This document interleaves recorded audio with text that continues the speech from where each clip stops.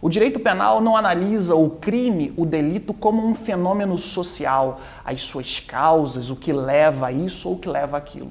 Na verdade, o direito penal analisa o crime como um fenômeno jurídico, entendendo como que o direito trata essas situações delitivas, quais são as consequências, como elas são enxergadas, como o Estado deve proceder, de que maneira é que a lei é aplicada a um ou outro indivíduo.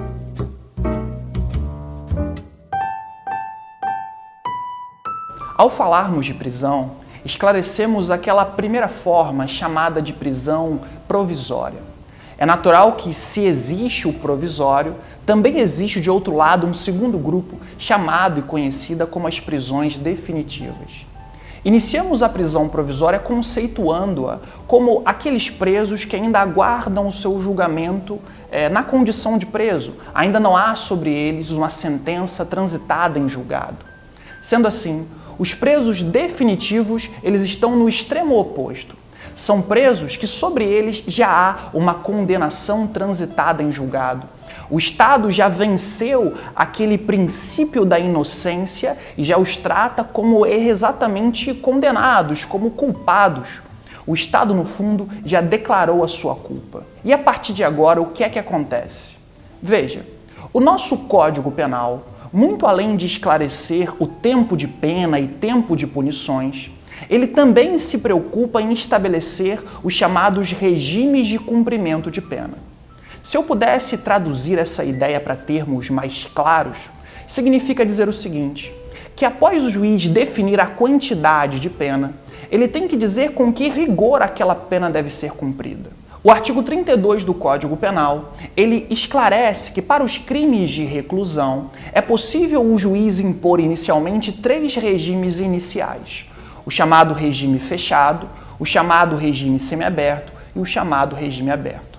O primeiro regime é o chamado de regime fechado.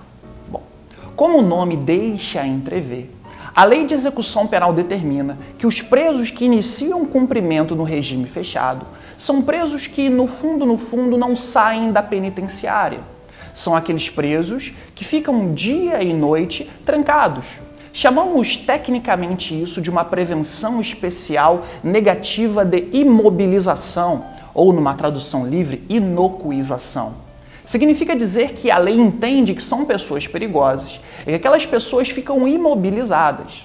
A lei até permite, é verdade, importante destacar, que em algumas situações as pessoas saiam da cadeia, mas sempre mediante escolta.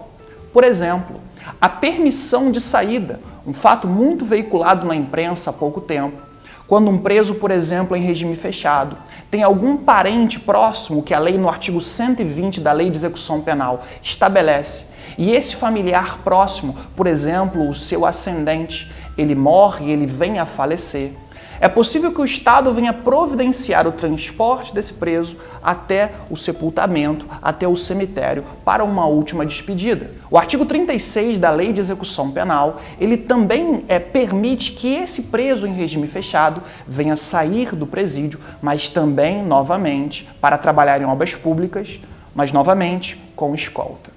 Um segundo regime que existe, e esse é objeto de muitas dúvidas, é importante esclarecê-las nesse momento, é o chamado regime semiaberto de cumprimento de pena. Se no fechado a principal característica era o fato de que aquele preso ele ou fica dentro da penitenciária ou sai apenas mediante escolta, aqui nós já temos uma mudança. O Estado entende que, politicamente, é bom você ir soltando o preso aos poucos. É como se ele fosse aos poucos tendo a oportunidade de se reintegrar na sociedade. E essa é a principal característica do regime semiaberto. Ele vai permitir ao preso uma pequena mobilidade, uma pequena recuperação para permitir e buscar a sua reintegração social. Por exemplo, um direito muito comum que ouvimos falar é a chamada saída temporária. Essa saída temporária, vulgarmente conhecida como saidão do Natal, embora vale destacar, não funciona apenas no Natal. A lei determina que durante 5 oportunidades, 7 dias consecutivos no ano, esse preso pode sair. E ele sai para fazer o que se conhece como VPL, ou Visita Periódica ao Lar. Ele pode sair ainda para estudar ou para realizar cursos profissionalizantes, ou ainda pode sair para trabalhar. Isso não tem nada a ver com o chamado indulto. O indulto é um perdão coletivo da pena. O réu indultado, ele não volta ao presídio, ele tem a sua pena extinta. Ou seja, ele prossegue e continua na rua. E esse indulto, geralmente, ele é veiculado através de um decreto presidencial. E o presidente fixa os requisitos para esse indulto. É como se falasse o seguinte, olha, os presos que se enquadram nessas condições terão a sua pena perdoada. Percebam aqui que o indulto é algo completamente distinto da saída temporária dos presos do semiaberto. Lá, eles devem sair e voltar ao final do período estipulado pelo juiz da execução penal. Enquanto no indulto, são presos que têm a sua pena perdoada e que, por isso, não têm mais o compromisso de retornar ao presídio. Um último regime de cumprimento de pena é o chamado regime aberto. É natural, então, que o regime aberto seja um passo decisivo na liberdade desse preso. A Lei de Execução Penal diz que o regime aberto deve ser cumprido em um local específico, e esse local é chamado tecnicamente de casa de albergado. Bom, essa casa de albergado, diz a lei, ela deve ser caracterizada por ausência de obstáculos físicos. Veja só que interessante. Porque lá no Código Penal, a lei diz que o regime aberto ele se baseia em um senso de autorresponsabilidade e disciplina. De fato, é um indivíduo que já está muito próximo de alcançar uma liberdade plena e restrita e de se reintegrar efetivamente à sociedade sem ainda manter esse ponto de apoio tão grande no sistema penitenciário. É por isso que, na prática, o juiz da execução penal ele pode determinar aquilo que nós conhecemos como uma prisão domiciliar com monitoramento eletrônico, ou ainda que esses presos do regime aberto eles cumpram até a pena deles no presídio, mas de que maneira?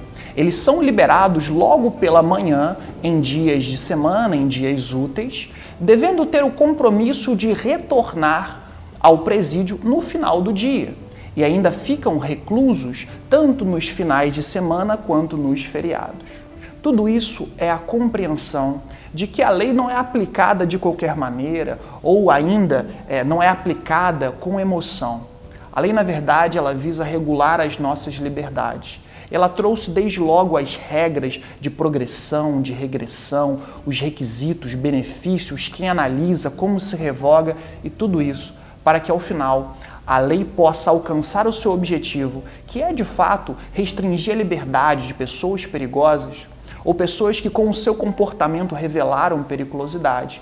E, de outro lado, permitir que essa pessoa não seja tratada assim para o resto da vida, mas que ela possa, enfim, retornar ao convívio social, ou que, ao menos, que o direito venha a oportunizar esse retorno a ela. Agora eu quero fazer um convite a você que assistiu esse vídeo.